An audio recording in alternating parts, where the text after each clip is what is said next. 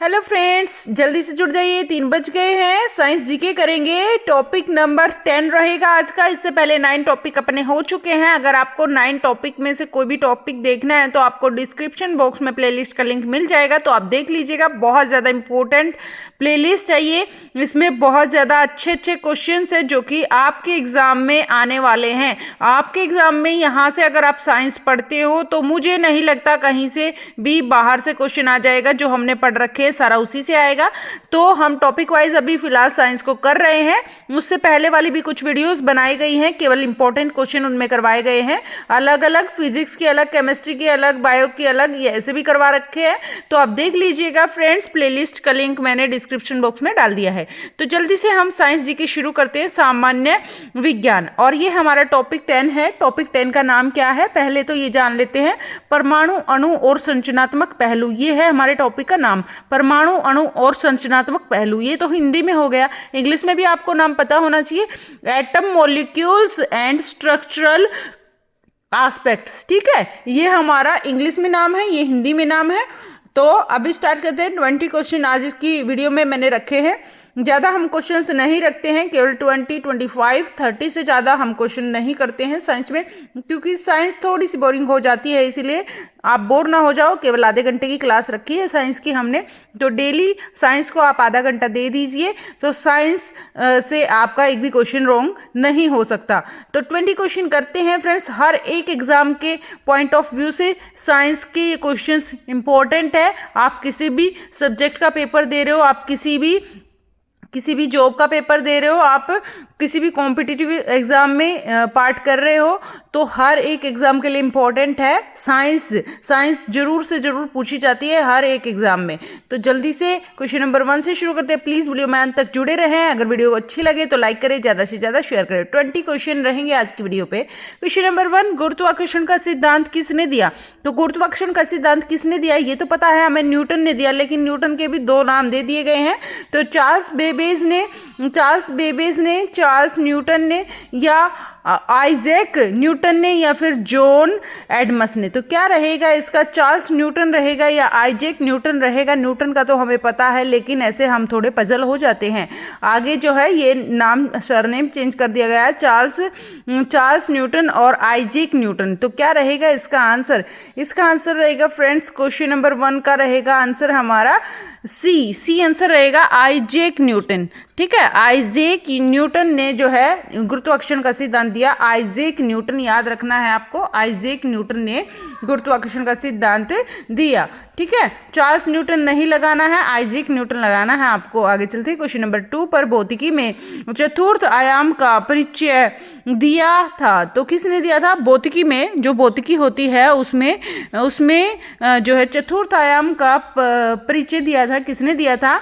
Einstein ने दिया था, न्यूटन ने दिया था, या फिर गैलीलियो ने दिया था, फिर नील बोर ने दिया था। तो क्या रहेगा फ्रेंड्स इसका आंसर क्या रहेगा?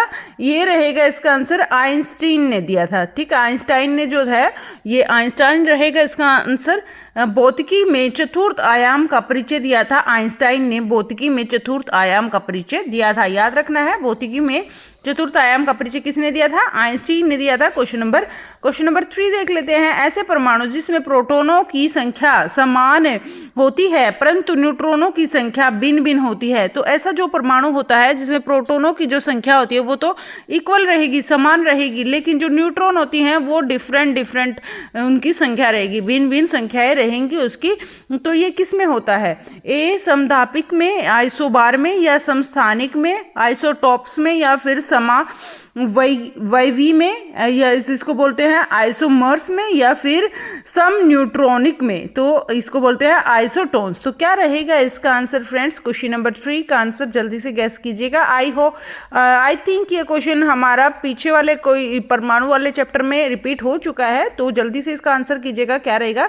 ऐसे परमाणु जिसमें प्रोटोनों की संख्या तो समान होती है, लेकिन न्यूट्रॉनों की संख्या भिन्न भिन्न होती है। प्रोटोनों की संख्या समान होती है, न्यूट्रॉनों की संख्या भिन्न भिन्न भिन्न होती है, तो ऐसा किस चीज में होता है? तो इसका आंसर रहेगा फ्रेंड्स, क्वेश्चन नंबर 3 का आंसर रहेगा बी, समस्थानिक आइसोटोप्स में ऐसा होता है, समस्थानिक में ऐसा होता है, समस्थानिक आइसोटोप्स, आइसोटोप्स, ठीक है। प्रोटॉनों की संख्या तो समान होती है आइसोटोप्स में और न्यूट्रॉनों की संख्या भिन्न भिन्न होती है, ठीक है। ये आइसोटोप्स में होता है, समस्थानिक में ऐसा होता है। क्वेश्चन नंबर 4 कर लेते हैं। प्लीज वीडियो में अंत तक जुड़े रहें। क्वेश्चन अच्छे लगे तो प्लीज लाइक करें, ज़्यादा से ज़्यादा शेयर करें, ठीक है। और चैनल पर रहे हैं तो प्लीज चैनल को सब्सक्राइब भी कर लीजिए। क्वेश्चन नंबर 4, निम्नलिखित में से किस वैज्ञानिक ने गुरुत्वाकर्षण का सार्वभौमिक नियम दिया? तो इनमें से किस वैज्ञानिक ने जो है गुरुत्वाकर्षण का सार्वभौमिक नियम दिया? गुरुत्वाकर्षण का सार्वभौमिक नियम किसने दिया?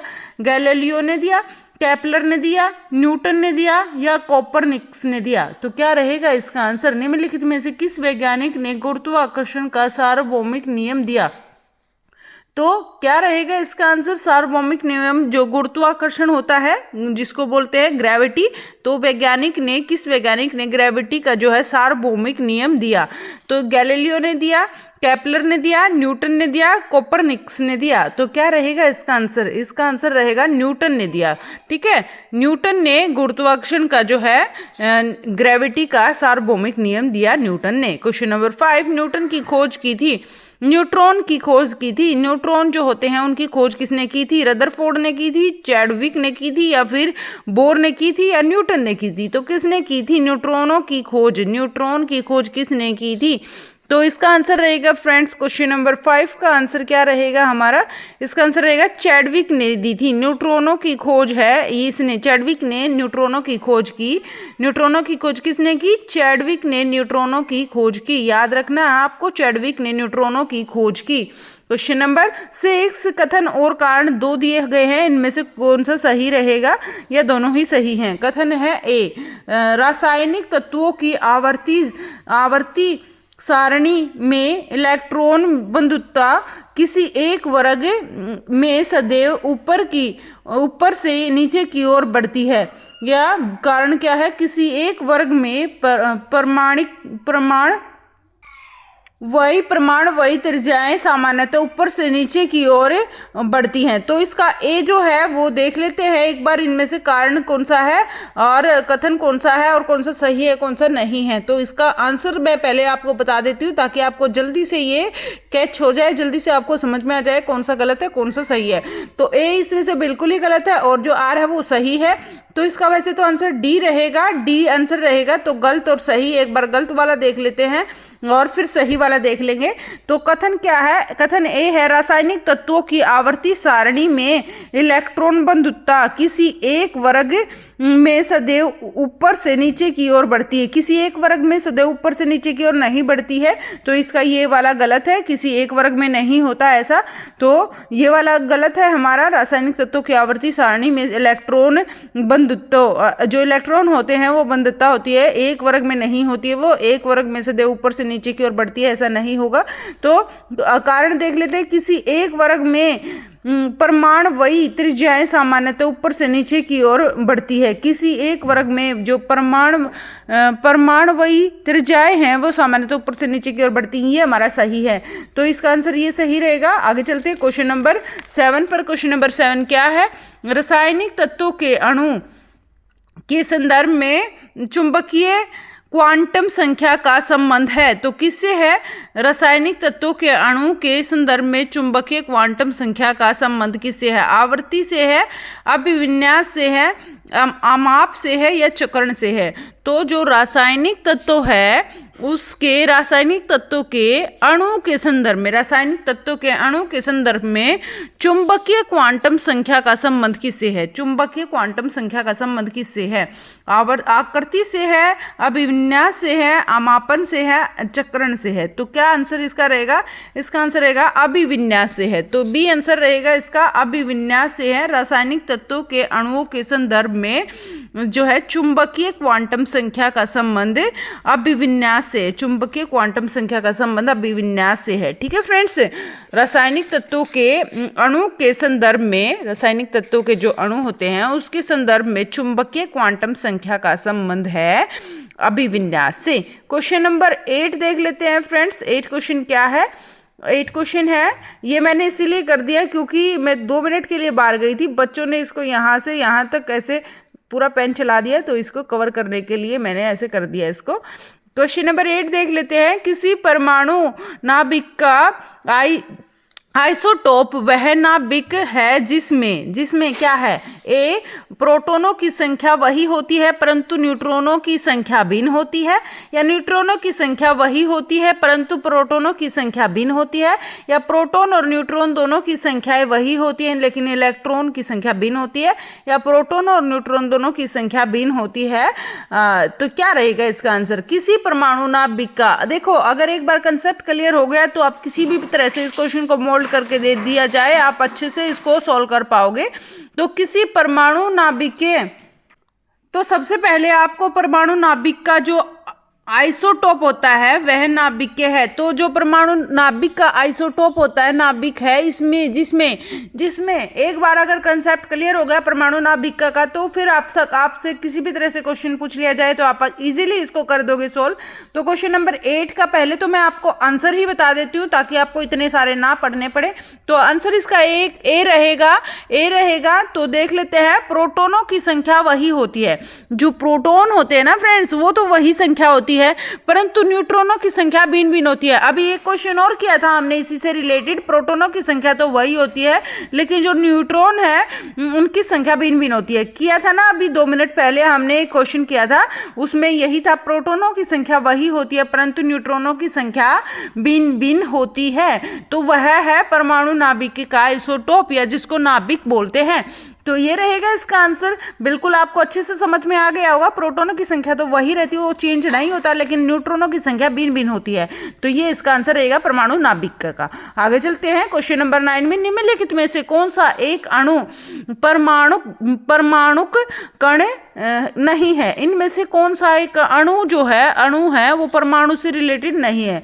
तो इनमें से कौन सा नहीं है? प्रोटॉन है, न्यूट्रॉन है, डाइट्रॉन है, या इलेक्ट्रॉन है? प्रोटॉन, न्यूट्रॉन, इलेक्ट्रॉन होते हैं लेकिन डाइट्रॉन कुछ नहीं होता है। तो इसका आंसर रहेगा हमारा सी। क्या आंसर रहेगा इसका? हमारा सी आंसर रहेगा। फ्रेंड्स आगे चलते हैं क्वेश्चन नंबर 10 पर। प्लीज वीडियो को अगर लाइक नहीं किया है तो लाइक कर दीजिए, ज्यादा से ज्यादा शेयर कर दीजिए। चैनल पर नए हैं तो प्लीज चैनल को सब्सक्राइब भी कर लीजिए। क्वेश्चन नंबर 10 देख लेते हैं। परमाणुवयी नाभिक किसने खोजा था? जो परमाणुवयी नाभिक होता है उसको किसने खोजा था? परमाणुवयी नाभिक को किसने खोजा था? तो ये खोजा था ए डाल्टन ने, बी रदरफोर्ड ने, सी आइंस्टाइन ने, या फिर डी थॉमसन ने। तो क्या इसका आंसर रहेगा क्वेश्चन नंबर 10 का आंसर रहेगा परमाणुवयी नाभिक किसने खोजा था? परमाणुवयी नाभिक खोजा था रदरफोर्ड ने।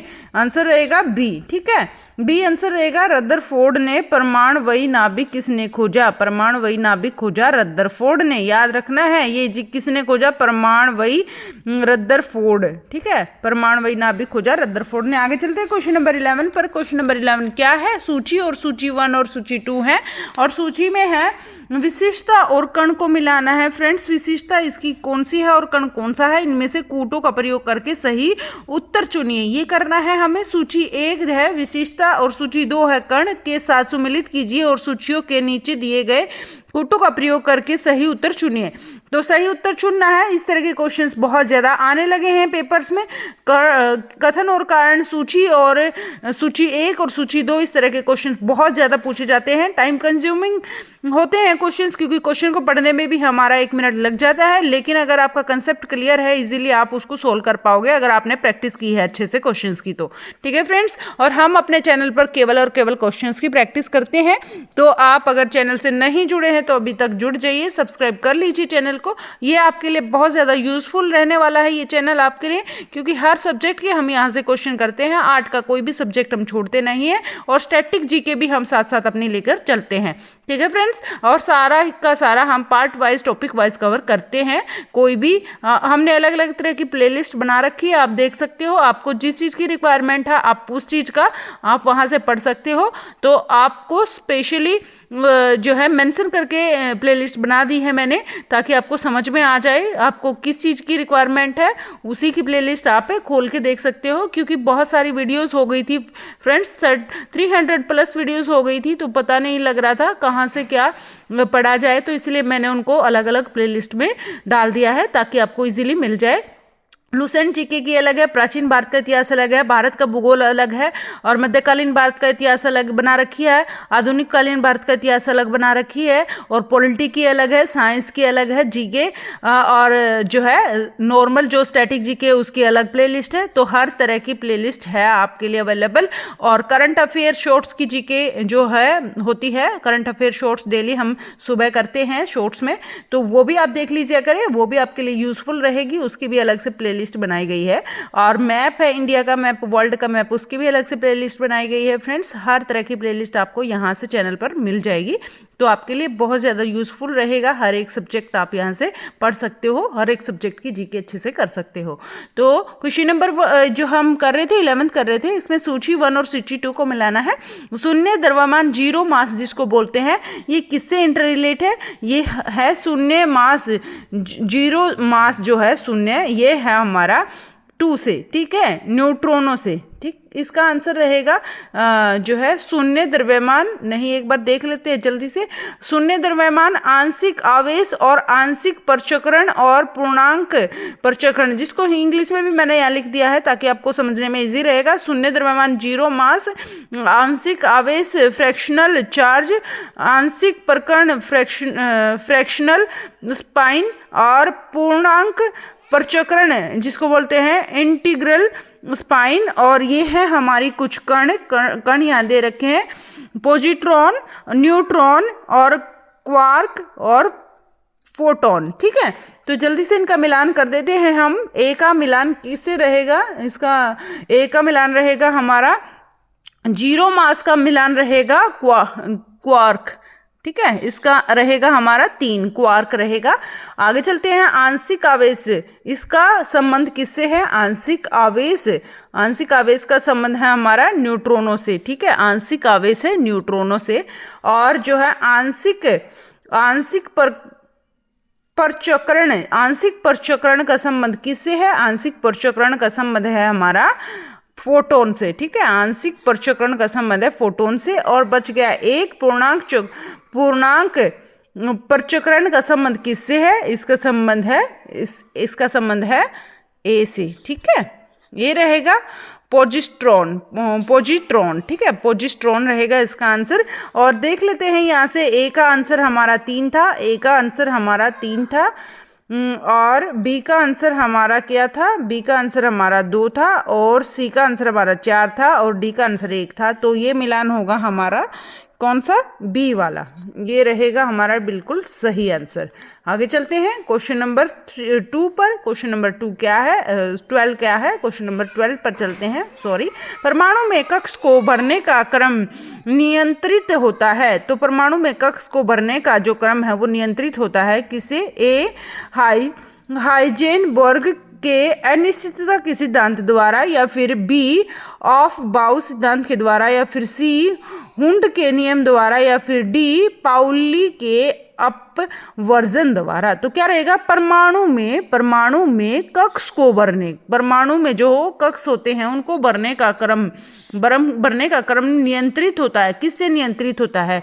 परमाणु के कक्ष को भरने का जो क्रम होता है वो नियंत्रित होता है किसके द्वारा? इसका आंसर रहेगा 12 का आंसर रहेगा बी, ऑफ बाउ सिद्धांत के द्वारा। ऑफ बाउ सिद्धांत के द्वारा परमाणु में कक्ष को भरने का क्रम नियंत्रित होता है किसके द्वारा? ऑफ बाउ सिद्धांत के द्वारा। ठीक है फ्रेंड्स, ऑफ बाउ सिद्धांत के द्वारा परमाणु में कक्ष भरने का क्रम नियंत्रित होता है। आगे चलते हैं क्वेश्चन नंबर 13 पर फ्रेंड्स। ये हमारे मोस्ट इंपॉर्टेंट क्वेश्चन चल रहे हैं। अगर आपने चैनल को ज्वाइन नहीं किया है तो ज्वाइन कर लीजिए फ्रेंड्स, सब्सक्राइब कर लीजिए चैनल को। क्वेश्चन नंबर 13 देख लेते हैं। 13 क्वेश्चन क्या है? रासायनिक तत्वों की आवर्ती सारणी के बारे में कथनों का विचार करें। जो रासायनिक तत्व होते हैं, रासायनिक तत्वों की आवर्ती सारणी के बारे में कथनों पर विचार करें। कथनों पर विचार करना है। किसी एक आवर्त के अनुदिश विभव धीरे धीरे कम होता है। तत्वों के किसी एक वर्ग में जैसे जैसे परमाणु भार बढ़ता है, इलेक्ट्रॉन बंधुता कम होती है।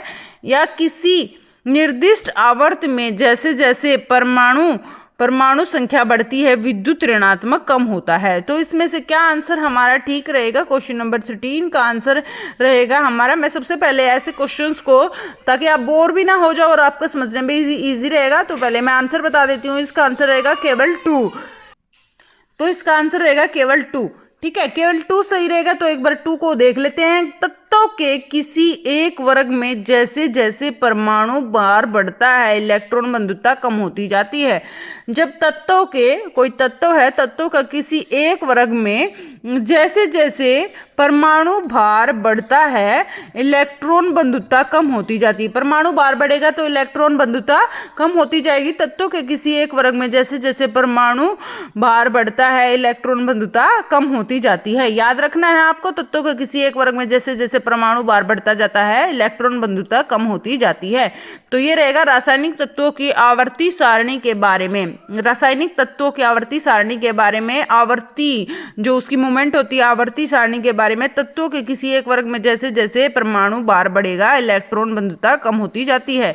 ये रहेगा ए, इसका आंसर रहेगा बी, आंसर रहेगा इसका। आगे चलते क्वेश्चन नंबर 14। सबसे भारी प्राकृतिक तत्व कौन सा है? सबसे भारी प्राकृतिक तत्व कौन सा है? मरकरी, पारा, या फिर यूरेनियम, या फिर सोना, या फिर कैल्शियम। सबसे भारी प्राकृतिक पदार्थ कौन सा है? भारी प्राकृतिक पदार्थ कौन सा है? इनमें से जल्दी से सोचिए क्या आंसर रहेगा क्वेश्चन नंबर 14 का। क्वेश्चन नंबर 14 का आंसर रहेगा फ्रेंड्स, सबसे भारी प्राकृतिक तत्व होता है यूरेनियम। क्या होता है? यूरेनियम होता है सबसे भारी प्राकृतिक तत्व। कौन सा होता है? यूरेनियम सबसे भारी प्राकृतिक तत्व होता है। आगे चलते हैं क्वेश्चन नंबर 15 पर। क्वेश्चन नंबर 15 क्या है? आणविक संरचना के बारे में निम्नलिखित में से कौन सा कथन सही है? तो आणविक संरचना के बारे में अलग अलग दे रखे हैं फ्रेंड्स, ध्यान से क्वेश्चन करने हैं। आणविक संरचना के बारे में इनमें से कौन सा कथन सही है? आगे देखते हैं क्वेश्चन नंबर 15 का ए, इलेक्ट्रॉन तथा प्रोटॉन न्यूक्लियस में होते हैं तथा प्रोटॉन न्यूक्लियस के इर्द गिर्द चक्कर लगाते हैं। या फिर न्यूट्रॉन इलेक्ट्रॉन न्यूक्लियस में होते हैं तथा प्रोटॉन न्यूक्लियस के चक्कर लगाते हैं। या फिर प्रोटॉन और न्यूट्रॉन न्यूक्लियस में होते हैं तथा न्यूक्लियस के इर्द गिर्द चक्कर लगाते हैं। इलेक्ट्रॉन जो है न्यूक्लियस के इर्द गिर्द चक्कर लगाते हैं।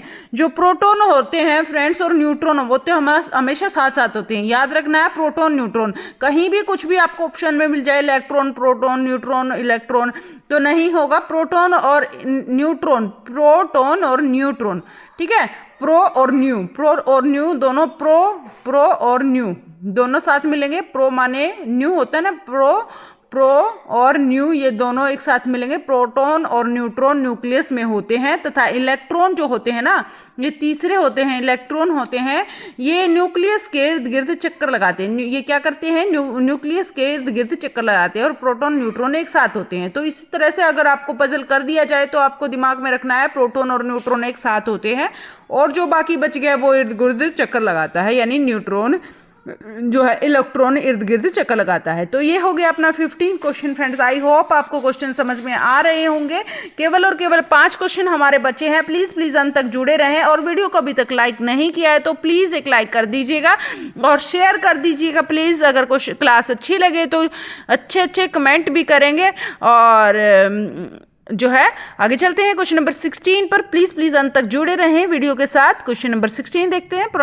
परमाणु के नाभिक में निम्न कण होते हैं। परमाणु का जो नाभिक होता है, क्वेश्चन नंबर 16, परमाणु के नाभिक में निम्न कण होते हैं। जो परमाणु का नाभिक होता है उसमें कौन कौन से कण होते हैं? देखो, कणों के बारे में बात हो रही है तो आपको प्रोटॉन और न्यूट्रॉन को बिल्कुल दिमाग में रखना है। प्रोटॉन और न्यूट्रॉन को बिल्कुल दिमाग में रखना है। जब परमाणु के नाभिक, एक छोटा सा पॉइंट है फ्रेंड्स, इसको पकड़ लीजिए। परमाणु के नाभिक की जहां भी बात होगी और जब कण की बात होगी तो वहां प्रोटॉन और न्यूट्रॉन 2 कण होते हैं। तो अब इनमें से देख लेते हैं आपका, अगर परमाणु नाभिक आपको दिख जाएगा और आपको कण की बात हो जाएगी तो आपको जल्दी से पकड़ लेना है उसको, क्या, प्रोटॉन और न्यूट्रॉन। जब प्रो और न्यू आपके दिमाग में रहेगा तो इजीली ये इस तरह के क्वेश्चंस आप सॉल्व कर लोगे। तो ऐसे आप पजल नहीं होगे, इतने सारे ऑप्शन से कितने भी ऑप्शंस आपको मिल जाए तो आप जल्दी से आंसर पर ही पहुंचोगे। प्रो और न्यू यहाँ पर डी में दिख रहा है आपको, प्रो और न्यू आपको डी में दिख रहा है, तो आंसर क्या रहेगा इसका, इलेक्ट्रॉन एवं किरण, या इलेक्ट्रॉन और न्यूट्रॉन, या प्रोटॉन और इलेक्ट्रॉन, या प्रोटॉन और न्यूट्रॉन। सीधी सी बात है, आपको डी में दिख रहा है तो डी ही आंसर रहेगा इसका। परमाणु के नाभिक में निम्न कण होते हैं, प्रोटॉन और न्यूट्रॉन, दो कण होते हैं, प्रोटॉन और न्यूट्रॉन रहेगा इसका आंसर।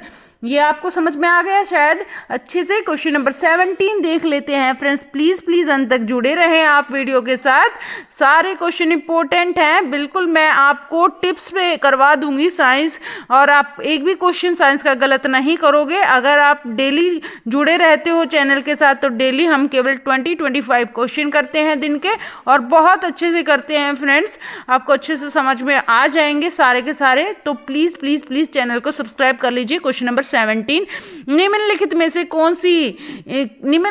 कौन सी इलेक्ट्रॉनिक